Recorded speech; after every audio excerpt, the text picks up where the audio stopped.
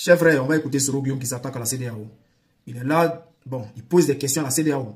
C'est pas une attaque personnelle, vraiment pas une attaque quoi. Mais il pose des questions, non, pourquoi Ouattara a modifié la constitution, vous ne parlez pas. Solo dit qu'il a déterminé à mener le combat. On va l'écouter, hein, on va l'écouter. Par une dérive autoritaire, assumée d'ailleurs, 4 grandes figures de l'opposition politique ivoirienne, représentant près des 3 quarts de l'électorat national de notre pays, ont été arbitrairement radiées des listes électorales.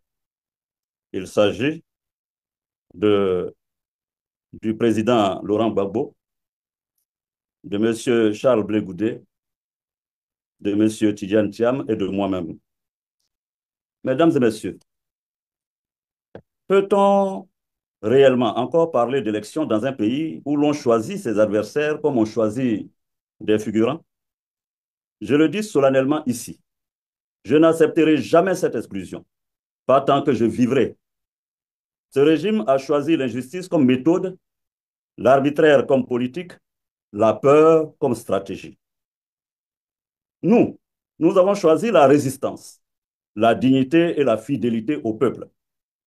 Depuis les combats héroïques de nos aînés pour la liberté, jamais le peuple ivoirien n'a plié devant l'injustice.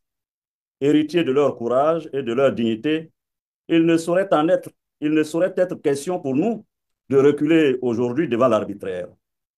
Oui, mesdames et messieurs, c'est une honte immense, une blessure profonde de constater que celui pour qui nous avons donné les plus belles années de notre vie, pour qu'il ne soit pas exclu du débat politique et des élections, est aujourd'hui le promoteur acharné de l'exclusion politique. Chers compatriotes, il fallait que je sois encore en vie pour voir cela de mes propres yeux. Car si j'étais tombé au front, comme tant d'autres qui ont sacrifié leur jeunesse, leur avenir, leur liberté pour la Côte d'Ivoire, je me serais assurément retourné dans ma tombe. Désormais, le temps qu'il me reste à vivre sur la terre des hommes, je le consacrerai à combattre l'exclusion avec chaque parcelle de force que Dieu m'a donnée.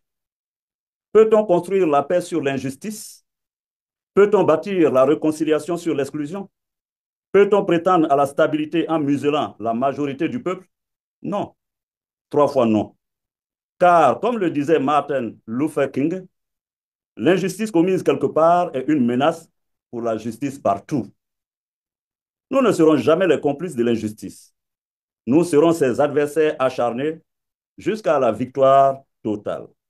Et je vous le dis, tant qu'il me restera une once d'énergie, je lutterai sans relâche contre l'injustice et l'arbitraire. Jamais je n'accepterai que l'oppression devienne la norme dans notre pays. Mon engagement est total et irrévocable, je vous le dis. C'est pourquoi, mesdames et messieurs, je vous ai réunis ce jour pour que nous affirmions une posture claire, un cap collectif, un refus déterminé, pour que nous adoptions ensemble un plan d'action structuré contre cette forfaiture et que nous entamions le processus de désignation de notre candidat à l'élection présidentielle d'octobre 2025. Car, malgré les obstacles, GPS se prépare à répondre présent dans l'arène politique. Mais avant de clore mon propos, permettez-moi encore une interpellation directe. Je m'adresse à la communauté internationale et en particulier à la CEDEAO, si prompte, vous l'avez constaté, à condamner les régimes militaires, mais étrangement et curieusement, silencieuse face au coup d'État civil. Où est la CEDEAO quand un président viole la Constitution, manipule la justice, exclut ses opposants et se prépare à briguer un 4e mandat illégal, inconstitutionnel de fait? Où est la CEDEAO? Où est la vigilance? Où sont les principes de la CEDEAO? Où est-elle, cette CEDEAO? Lorsque le régime ivoirien écarte méthodiquement toutes les voies crédibles de l'opposition dans une stratégie de verrouillage absolu du pouvoir. Faut-il attendre une flambée de violence pour réagir? Faut-il attendre du sang pour réagir? Faut-il attendre des morts et des morts pour que les chancelleries se réveillent? La CEDEAO a une responsabilité historique à empêcher que la Côte d'Ivoire ne sombre à nouveau dans le chaos. Elle ne peut continuer à fermer les yeux sur les dérives de celui qui est aujourd'hui le prototype même du coup d'État institutionnel permanent. Chers amis, chers camarades, notre devoir est triple. 1. Agir pour la réinscription des candidats injustement radiés, à commencer par votre serviteur. Mobiliser nos compatriotes de l'intérieur et de la diaspora pour faire barrage à l'injustice. Préparer notre participation politique sous toutes ses formes avec méthode, discipline et détermination. Mesdames et messieurs, nous n'aspirons qu'à la justice et à la liberté, mais nous refusons de plier devant l'arbitraire. Nous cherchons la paix véritable, mais nous ne céderons pas à la soumission.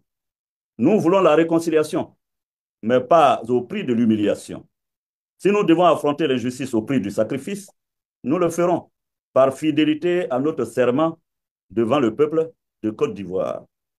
Je vous invite à aborder les travaux de ce jour avec gravité, lucidité et esprit de responsabilité. L'avenir de la Côte d'Ivoire libre et démocratique dépend de notre engagement sans faille à ce moment de bascule. C'est sur ces mots que je déclare ouverte la réunion de la commission d'orientation